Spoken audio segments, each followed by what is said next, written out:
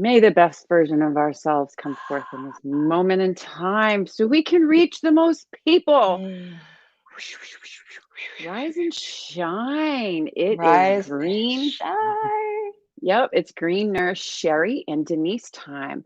And good morning, everyone. And we're going to start our morning off with one of our beautiful little videos so we can gather some more people out in Facebook land and media land. So you can start your day off in a way that feels really good. Here we go.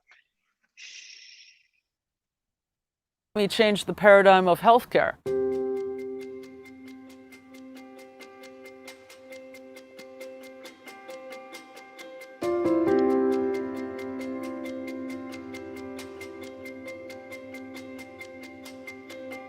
The Green Nurse is a holistic cannabis nurse that teaches on the endocannabinoid system and the safe utilization of cannabis and other progressive tools to help people reach a better quality of life. I'm the founder of Holistic Caring.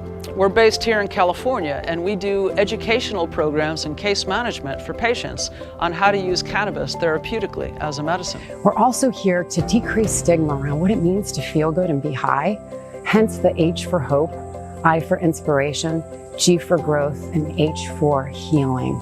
As the founder of Holistic Caring, I basically oversee the whole ship, and what we're doing is progressive education. Cannabis actually supports all 11 organ systems, our immune system, and all the neurotransmitter signaling systems that give messages to tell our body to either do something or not do something. Because the plant was prohibited, it prevented health professionals, doctors and nurses from learning about cannabis as medicine. I want to change the paradigm of healthcare and us paving the way into a new vanguard of medicine. And I'm excited to really bring this into light. There's a company called Cannabis that we're merging with, and we will now be doing global education. It's about education, it's about empowerment, it's about teaching people how to feel good, bridging the gap from what they're not getting from traditional medicine, utilizing different plant medicines, adaptogens, tips, tricks, hugs, and nugs of information to support and nourish the most important system in our body. And it's a lot of soul work, a lot of love, a lot of... All right, we're going to start this over. Here we go. We're going to put ourselves on silence so you guys can hear this. Welcome to the Green Nurse Podcast. We're going to put ourselves on silence, where we bring you hope and inspiration for growth and healing. We're going to start the show off one more time. I want to make sure you guys can all hear this beautiful message. Here we go.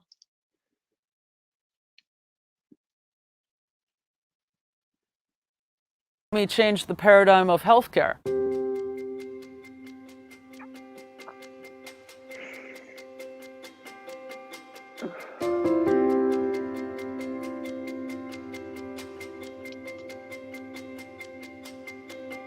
The Green Nurse is a holistic cannabis nurse that teaches on the endocannabinoid system and the safe utilization of cannabis and other progressive tools to help people reach a better quality of life. I'm the founder of Holistic Caring. We're based here in California, and we do educational programs and case management for patients on how to use cannabis therapeutically as a medicine. We're also here to decrease stigma around what it means to feel good and be high, hence the H for hope, I for inspiration, G for growth, and H for healing.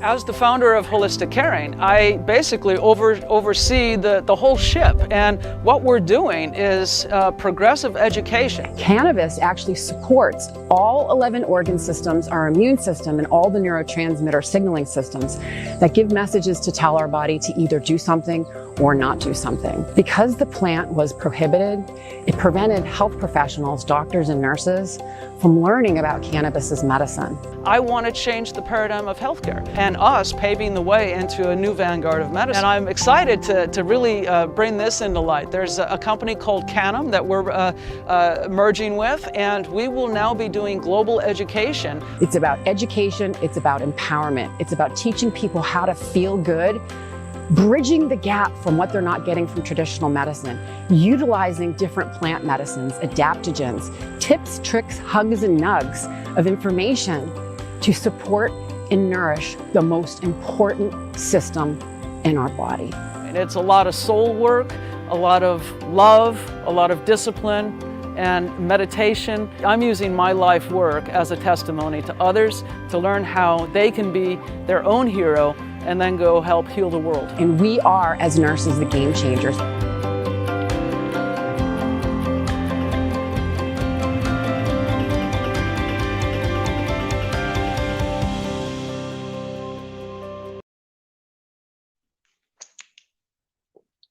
All right, everyone. Welcome, welcome. Here we go. We wanted to start over because, y'all ready?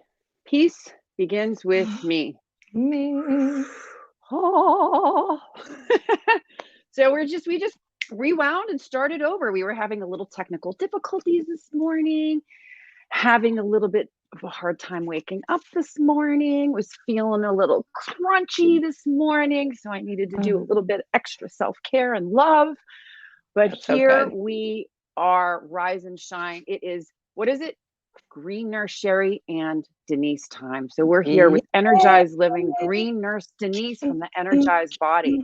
And so we're going to start the day off with Denise introducing herself, letting everyone know who she is, where she's from, and all of the amazing things she's doing in the community with plant medicines.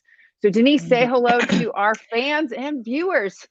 Hello, everybody. I am, as Sherri said, Denise Costello. I'm actually living here in Boston, and I'm the creator of Energized Living, as well as a green nurse and a cannabis nurse.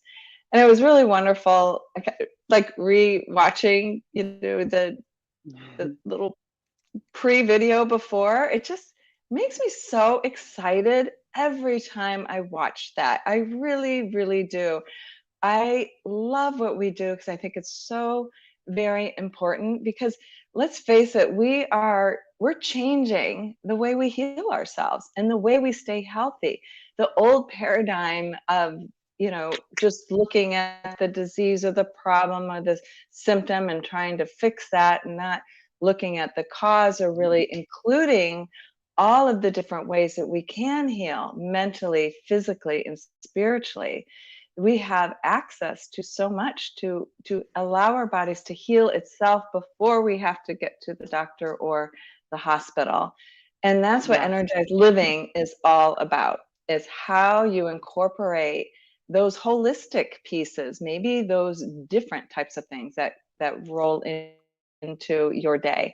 And that's what it's about. So and well, I love that too, because when we talk about the most important system in our body, the endocannabinoid system, Energized Living and your hugs and nugs and tips and tricks and your 4 pillars really 100% support the endocannabinoid system. So for our viewers that don't know what the 4 pillars of Energized Living is, let's talk about them really quick, and then we'll get started into our morning ritual. Thank you for reminding me that, Sherri, because it is nice to have just some things that you can stand on, right? What is the pillar? It helps you, like, foundation. So my first one is prayer. And what I mean by prayer is dropping in and connecting to yourself, because if you don't understand what you need and who you are, and connecting to spirit, that source, that it's just really foundational, because then you can't go forward. The second P is positive mindset. So our minds and what we think and say and do have a huge impact on us, because our thoughts and words are energy, and energy can create things in a positive way or a negative way. So it's really important just to really think about what you're thinking and saying to yourself and how you're loving yourself. And then the third P is protection. How do we protect? What I mean by protection is, like, what are the things you want to keep out? What are the toxic things in the way you eat, the way you live your life, your environment? What are the things you want to do to nourish your body? Plant medicine, how you're eating live, plant-based foods, etc. And then the fourth P is play. Yay! And what I mean by play, I mean physically enjoying life and moving and doing things in your area of joy, but also play means trying things new, having no expectations, right? When we go, okay, I'm going to learn a course, like, you feel like, oh, I have these objectives that I have to do. Play is like, oh, let me just see how this goes. That's the approach, is not to, overthink, really feel what feels good to you. So that's how that's kind of the foundation here. I love it. of So energized good. living. Yeah. Yes. It is so what we fun. do- It's a fun way, to live life and feel good and stay healthy. Well, so one of the things we're going to do, what we start off every morning, is we're going to cover a couple of those pillars. Like we've already done our prayers. May the best version of ourselves come forth in this moment in time, because peace begins with me. Yes. Right? And then positive affirmations and play. So play with the positive affirmations is what we're going to delve into right now, because Denise has a couple of cards that we're going to pull. We like to use oracle cards, the tarot. It's just a nice little subliminal message to start your day off thinking a little bit different. Let me just tell you, we all need to shift our thoughts every now and then. And this is just a great tool. So what do we got going on here, Denise? So I can't believe this. This card I pulled was before our little technical snafus, before all of this. And it just totally speaks. I love this. Thank you, dear Lord. This deck came from Universe Has Your Back with Gabby Bernstein. And this is it's really pretty. She always has some really nice artwork. There's no such thing as a mistake. Ooh. Everything happens in divine order. I am being guided to learn and grow. Wow. So, I know. Is that like crazy? I love that. Because this morning, you want everything to go right and things happen and you're just like frazzled. And really, I was just like, when we were going through this, both Sherri and I, we just took a deep breath and we paused. And Sherri was saying some words in her head, like to keep her focused as she was trying to work out the technical difficulties. And I just kept like wondering, like, okay, what is the message? What is going to happen here? What's going to evolve? And if you go in that mindset, it's so different than like, nothing works for me. I can't do this. Like everything's always messed up, blah, blah, blah. Look at the difference, And that's really what this is all about, is looking for the lesson in your mess, like blessing is in the mess. Where's the blessing in your mess? Like, what's the blessing in this mess today? Right? Yeah, absolutely. And here's the thing that's going to lead in a little bit to today's topic, because oftentimes, right, if we're making mistakes, if we're stressed, if things aren't going the way we want, if things are happening in our outside environment, we need to have the resilience to take care of ourselves. Self-care builds resilience, number one. Number two, our choices are really, really important. And a lot of times people turn to substances that may not be in their best and highest interest as a coping mechanism. So what I came up with is, y'all know I'm not a big fan of alcohol. However, it's really important subject to talk about, especially if people are mixing the two. And with the holidays coming, we want you all to be safe. It is about safe consumption, no matter what substance that you're using. So, we're going to talk a little bit about that. I found this amazing article that was all about combining alcohol and cannabis.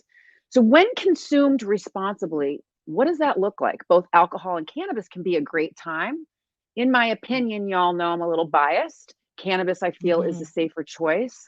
However, it's important to discuss what happens when you mix the two. Okay, so when you mix the two. And so there is a term that's called crossfading. And it's a term that is used when drinking alcohol and getting high at the same time. It can enhance the effects of both and can also potentially lead to side effects that are not in our best and highest interest. So Denise, do you have your handy dandy notes up? I do. And, actually, I really kind of hardly even need the notes, because I have to say I'm one of those people, where I had used, alcohol. Well, alcohol consumer. I wanted to phase out of it, just really reduce it. And one of the points that they made in here was when you are adding the alcohol, sometimes it makes a difference, what you add first or second, what add first or second. And it was found that if, starting with cannabis, it showed in the studies that you were less likely to drink alcohol or Overconsume the alcohol. amount of alcohol you drank. And I can totally attest to that. Yeah. I have totally weaned, off of that. But I find that when I do, I start with the cannabis, maybe a little microdose, or now I have these wonderful products where you can put the THC into your mocktail, which is great. We'll talk about that. I got a little mocktail, so stay tuned.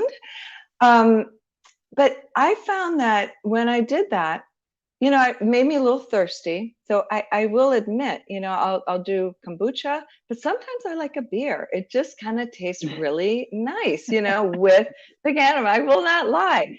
But what I found is all I needed was about a half a beer.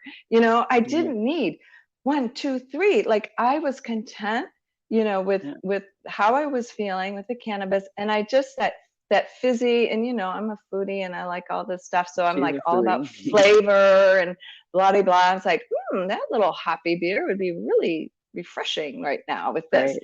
And so I would drink a little, but that's it. I wouldn't go on to the next. And I was able to maintain my composure. I didn't, it didn't, because it will enhance the effect of the THC. Well, we've got some trials. Yeah, and we have some trials that I'm going to talk about, right? So when you think about the DARE class taught us when taken together, when taking alcohol and cannabis together, that it doubled the effects of one another. But there's actually really no evidence of this. However, the research does indicate that the two substances do augment the effects of one another. For example, in 2015, a clinical trial found that the test subjects had significantly higher blood THC levels when they used cannabis along with alcohol, and combining the two led to increased impairment. In that same study, the researchers found that the amount of alcohol increased, so did the THC level in the blood plasma. So what these findings mirror is that they did a 2001 trial in which the subjects who had consumed cannabis reported more levels of euphoria and had higher plasma THC levels. So it definitely does demonstrate that this does happen, and also that more impairment is imminent if you're going to consume the both. So what does it make a difference? Denise said, drink first, smoke first, doesn't matter. And we've all heard these phrases: liquor before beer, everything is clear. Beer before liquor, never been sicker, right? And so does the order in which you consume cannabis and alcohol make a difference? Well, as a matter of fact, they did do a study this year in 2021, and the study found that when cannabis was used first, there was a tendency to consume less alcohol and utilize more cannabis, just as Denise had said. So the other thing that the researchers did say is that using cannabis first with the co-use day was associated with lower daily alcohol consumption, but increased cannabis consumption. So here's the thing: is oftentimes when people microdosed or using cannabinoids as medicine or even as a health and wellness tool, their alcohol consumption decreased dramatically. So here's the other thing: the researchers also suggested that the use of a substance in a particular order was not linked to consequences, but the number of drinks consumed was a predictor of whether or not the person would be more likely to experience negative side effects of drinking. So we need to think about this. This is really, really important. This has to do with our endocannabinoid system.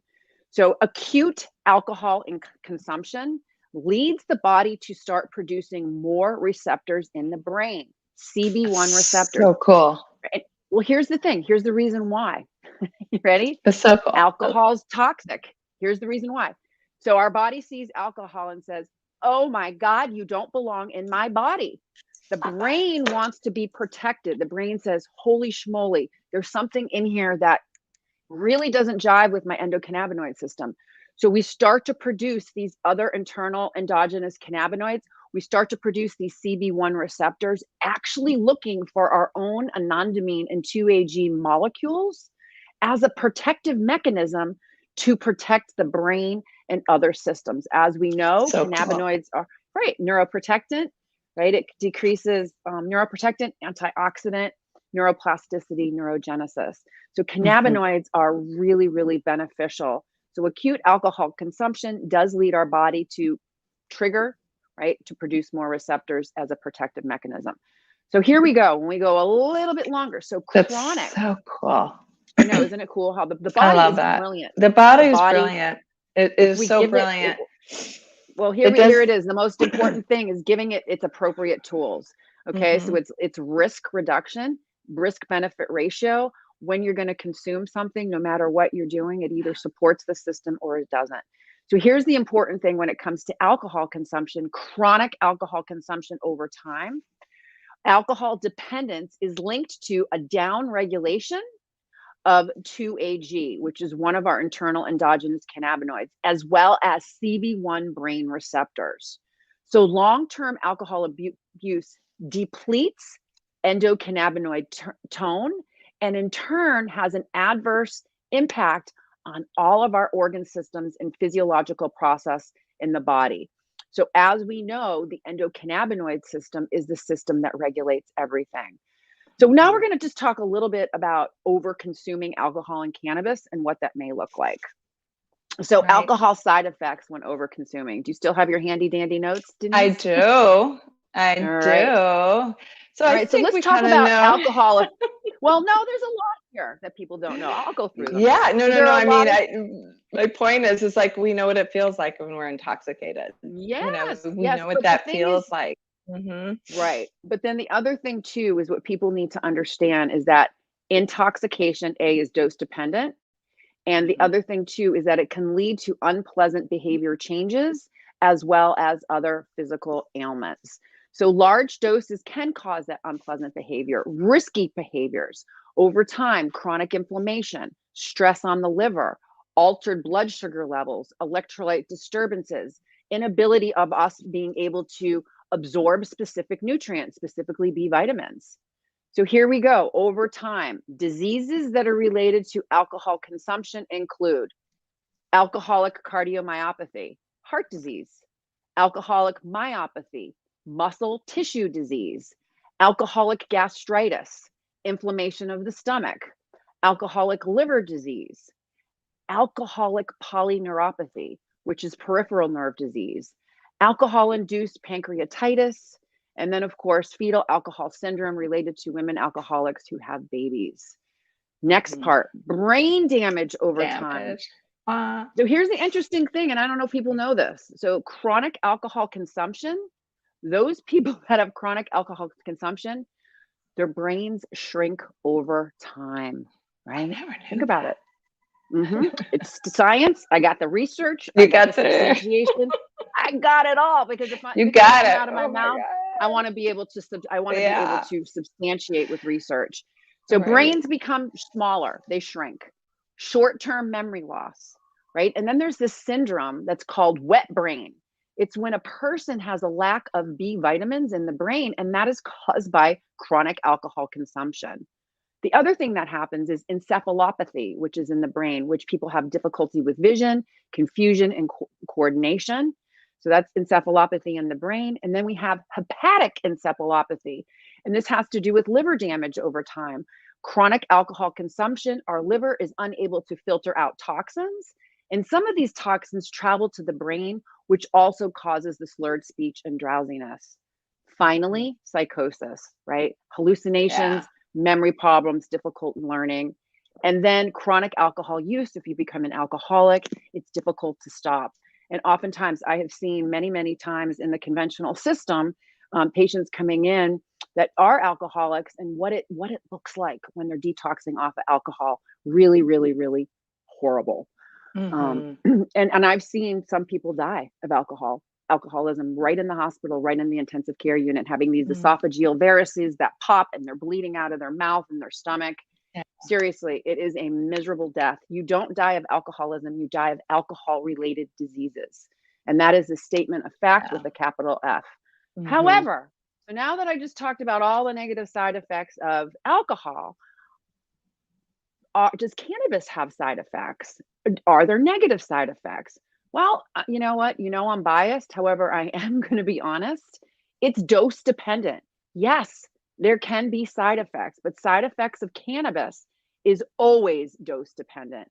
There is impairment with high doses of THC, But there is nothing about cannabis that is toxic unless you get a bad product. So when we talk about intoxicating, I don't like to say that word when it comes to cannabis. I like to call it impaired if you take too much.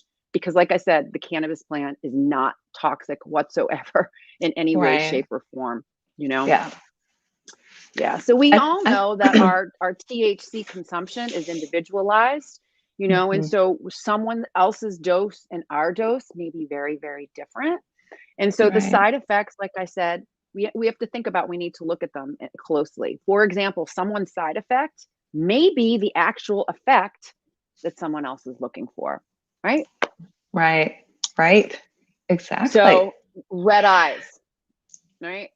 Red eyes. Some people might look at red eyes as being a horrible side effect. Well, guess what? The patient that has glaucoma may want the red eyes because the red eyes is showing the vasodilatory effect of the cannabinoids.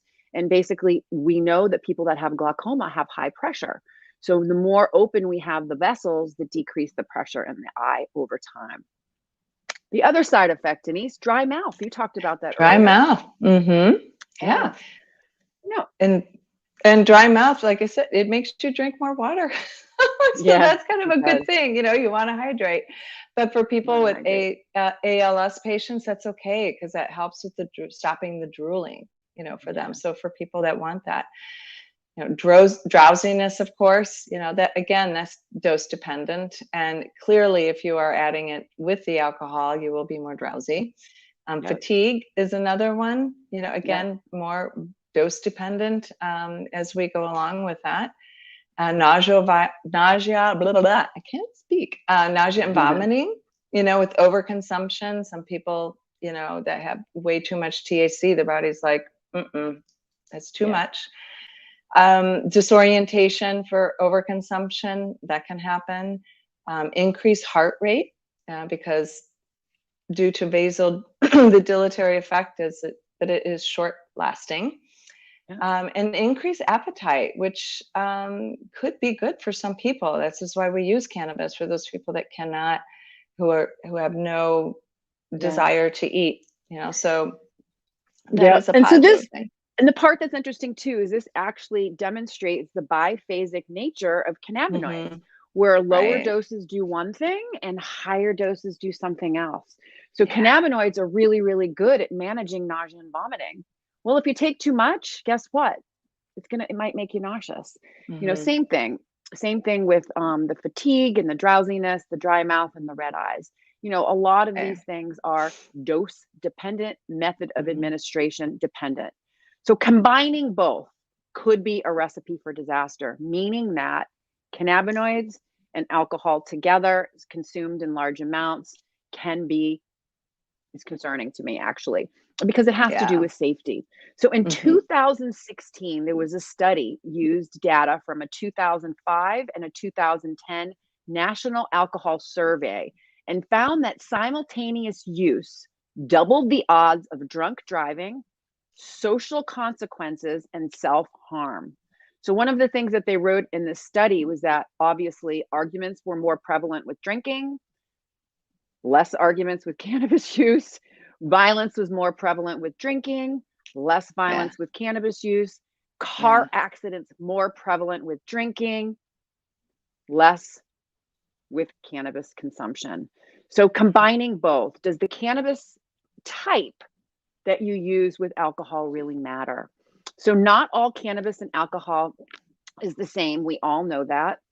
In 2021, a study of 274 college students who combined both cannabis and alcohol found that using both together produced more negative consequences than one type of alcohol or one type of cannabis. So the researchers found that combining just beer with cannabis, flower, or concentrate was significantly less likely to produce negative consequences, which included hangover, nausea, vomiting, injured self, or even drove high, had a blackout, was rude, aggressive, or unwanted sex. This is what it said. So the consequences of just a little bit of beer and a little bit of cannabis, they were significantly less to produce the negative consequences. However, multiple types of cannabis products used with one type of alcohol, right, or actually, sorry, multiple types of cannabis products used with more than one type of alcohol was definitely more dangerous than using smaller amounts. It just kind of makes sense. So the most consistent finding was this. This is the bottom line. Using more alcohol products correlated with more negative consequences than with cannabis products. So we just need to be really safe. You know, the safest advice is this: don't mix the two. You know your limits, know what you're consuming, stay hydrated, have a designated driver, don't overdo it, less is more. Don't consume with people you don't know, stranger danger. Pace yourself and know when to call it a night. Right? Yes. Right. Oh, good tips. And I love that that was a study with college students, you know. Yeah. Because that group is really the ones, you know, combining, you know, most of it. And oh, look, here we go. We got a little handy dandy mocktail here. So mocktails are, you know, as we talked earlier about this California sober aspect, and what that is adding, you know, switching out, leaning more towards cannabis than you are with alcohol. And we just talked about the different combinations that seem to work better. And this is a way of just kind of maybe sprucing up your mocktail. Maybe you want a little more of a kick. And they have some really nice water-soluble THC products now, which are awesome. And I just discovered this one that you see in the picture. It was a lemonade, strawberry lemonade, just like put in your water, 5 milligrams of THC, which is a microdose for me. And I mix that, and you'll see in the little video here that I added also this, I like a little bubbly. So I will use this nice lime mint elderflower that I got at Whole Foods, and always add like a fresh herb. That really makes a difference when you just add that fresh mint. Like, you will not miss, you know, having this alcoholic beverage. This is basically how you make an alcoholic beverage. This is the ingredients, only they take the alcohol out. And then I always like a little bit of kombucha. This is a ginger lemon one. The reason I like the kombucha, it gives that little pop, that little fizz, in a sense, that bitey taste that you might have with the liquid. The other thing It's too, a probiotic too, which is good for your gut. This is the other thing. So kombucha would be a really good topic for us to discuss, because kombucha is a live type of drink. It's a live probiotic drink. It is filled with micronutrients. It's really good for the gut. It has B vitamins in it and other antiviral properties. So that would be a really good thing to talk about. Listen, guess what? I have the video. You ready? Oh, you do? Awesome. Yep. I just want to make one quick point. If you like beer, this kombucha tastes so much like beer. Cannabis Nurse Denise Costello here. It's Friday, and let's talk mocktails. We just came off of Sober October, and here's an idea of a new mocktail that I really like. It's kind of summery and light, but it started with this THC water soluble. It's like a lemonade, strawberry lemonade drink. It has 5 milligrams of THC, which is light. So I mixed that up, and I added a little bubbly of the lime mint elderflower, which you can find this at Whole Foods. Love this. Little healthy kombucha with ginger and lemon for a little pop. And there you go. You have a nice cocktail.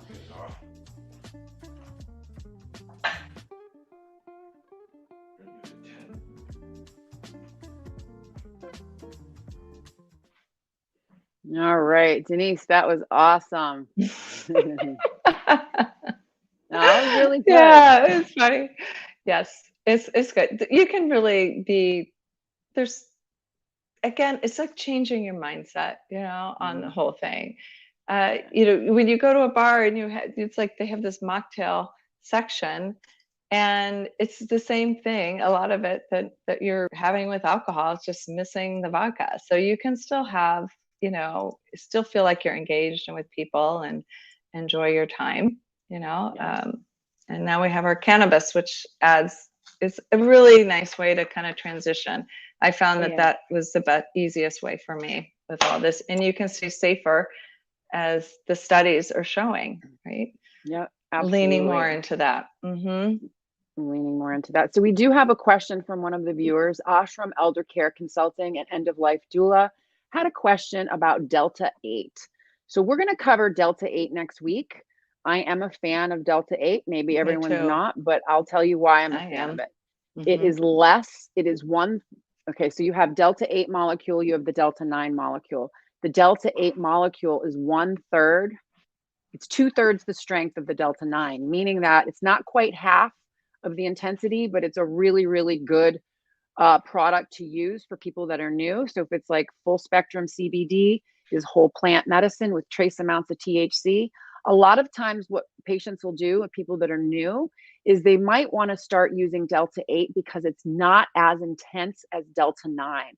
And so we'll get into the physiology of how it works in the body, as well as where it's sourced and some products that you can consider purchasing. So we do have some vendors that are in our Green Nurse approved marketplace that actually do sell Delta 8 products.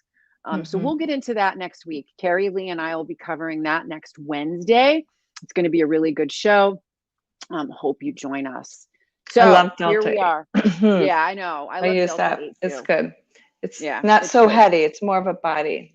Yeah, it's more of a body. And I find at lower doses, lower doses, it's really good at decreasing anxiety. It's really, really good. It's not as strong. So Ashram Elder Care Consulting, End of Life Doula, put your name in there and I can reach out to you as well. Make sure your mom's also using a high quality CBD product to go along with the Delta 8. It really, really complements one another.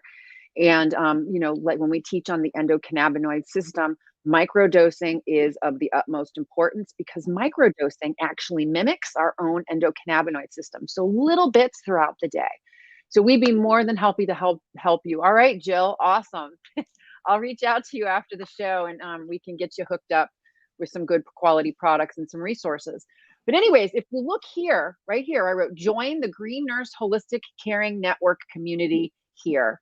And so we want you to come into the community. It's a free community, patient portal for free, patient support group, monthly webinar, book club, and you don't even need to own the book, Cannabis for Health, Become Your Own Coach. This was written by Elizabeth Mack, who is the CEO and founder of Holistic Caring, from which all the green nurses are housed. We're all there hanging out, ready to help people live their best lives, right?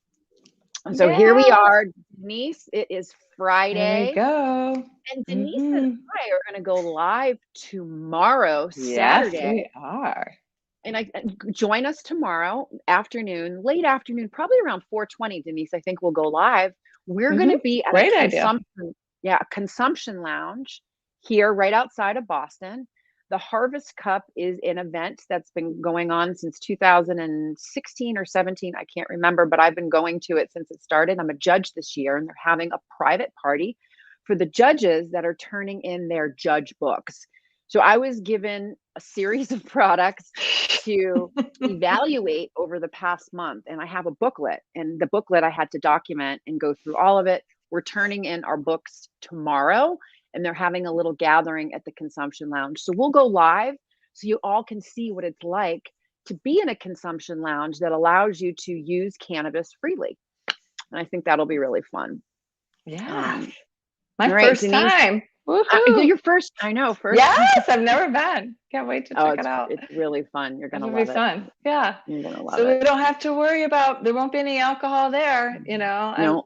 It's like, it's really cool. You go to these gatherings, there's no alcohol. It's such a nice breath of fresh air, Yeah, it is. It is a nice breath of fresh air. And the part that's nice too about these different consumption lounges, they all have, different rules and what they do. It's like considered to be a private club, but this consumption lounge carries coffee, tea, seltzer, healthy snacks, right? And so it's a great place. It's really, really cool. We'll give you a tour. Like they have a bar, what they have set up. They have little Q-tips set up. They have little alcohol wipes. It's really, really fun. Different areas of the place. You can actually bring your own food if you want to. You can't bring your own drinks, but there's seltzer, tea, coffee, all kinds of things that complement, you know what I mean? So it's a healthy space, a healthy environment, and you can hang out and connect with people. Right. So yeah. Right. So Anyways, this has been a fantastic, fabulous, Yes. fun fact Fabulous Friday. Fabulous. We care about you all. We talk about things that people don't want to talk about because, you know, we really want you all to do what? Live your best lives and help others do the same. Others do the same. Yeah, yeah. So have a wonderful Friday. We'll see you tomorrow live from the Summit Lounge, the Harvest Cup. And remember, it is all about living your best life and helping others do the same.